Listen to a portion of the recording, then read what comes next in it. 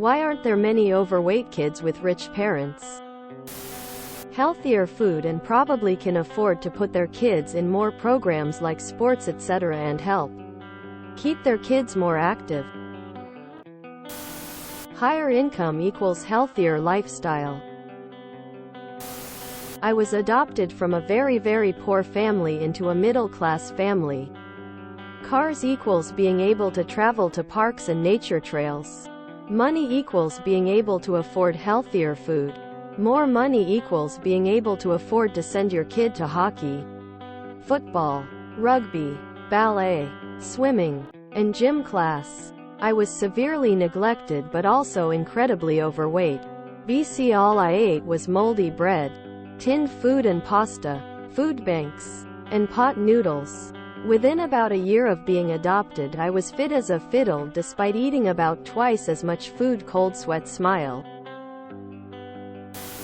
Shit food costs less and is more readily available than healthy foods. A lot of America's problem with obesity is holding hands with America's problem with poverty. Rich kids get healthy balanced meals. Maybe even a personal chef or nutritionist. Poor kids get McDonald's and Little Caesars. This is a repost. Am I just interacting with bots? People also overeat when they're tired or sad. So if in a two-parent or in a one-parent household, both are tired at the end of a long day, junk food is easier to provide. In richer households, they may be able to afford a stay-at-home parent so they have the time to make healthier meals for the family, or even a nanny to take care of this if both parents work. If you're a sad parent, depressed about having kids and not being able to provide enough for them, or about your job prospects or even your life, you may turn to comfort food, which will rub off on your children as you're the example to them. Then it becomes a vicious cycle. Depressed equals bad food equals give kids bad foods to comfort them for being frustrated with you because you're too depressed to do things with them equals you get fatter and more depressed equals, and so on.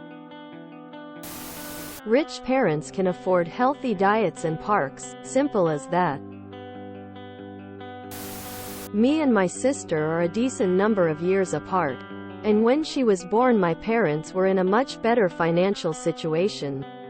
The main differences in our health, lifestyle I've noticed are, it was cheaper to feed me rice and beans every day, sometimes mashed potatoes as a treat. My sister's favorite after-school snack is raspberry balsamic salmon bites in the air fryer.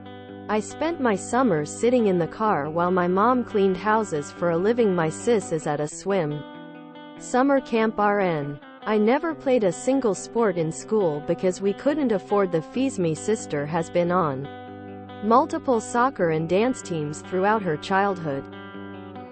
My sister's school snack is a garlic salmon bento box. Mine was white bread with salami.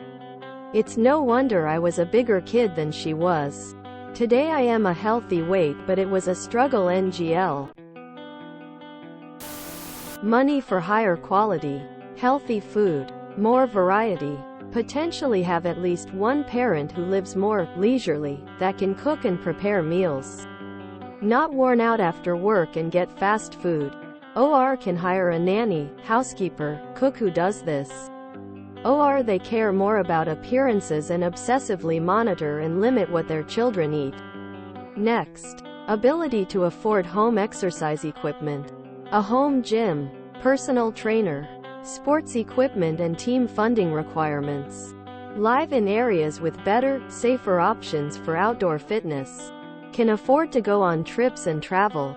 Parents likely have more time, money, and energy, even if that energy is from hired help, to put towards their children's activities.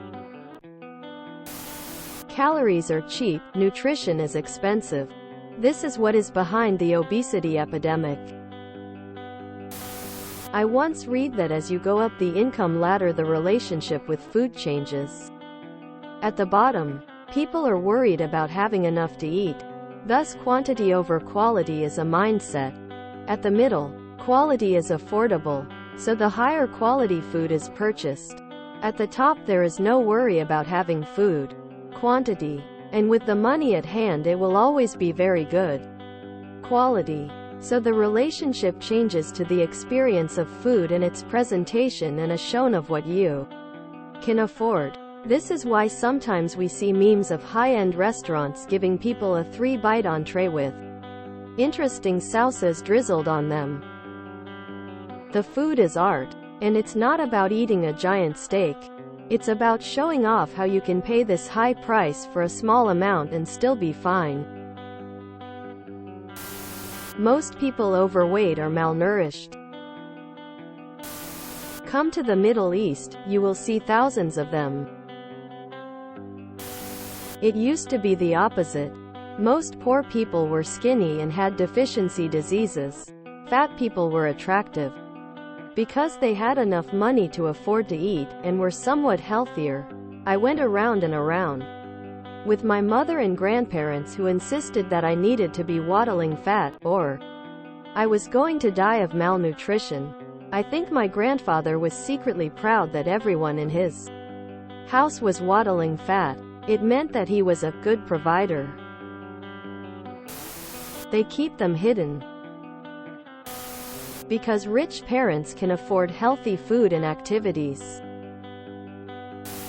Poorer neighborhoods tend to be food deserts where the availability of good quality food is limited.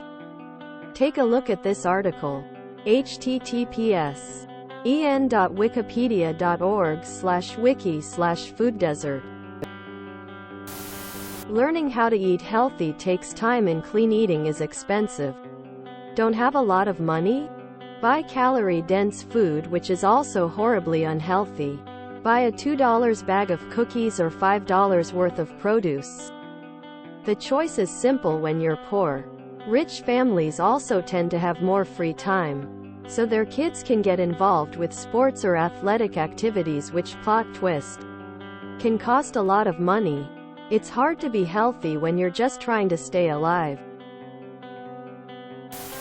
because their parents probably have them signed up for every athletic sport class and activity for kids there is, with rigid schedules and activity imaginable, thus no weight gain. They probably can't just be a kid. Not saying all rich parents, but majority want overachievement in their children. If you enjoyed this video, please check out our playlists full of similar content. Epicaricast is like doom scrolling for your ears. Please like, share, and subscribe.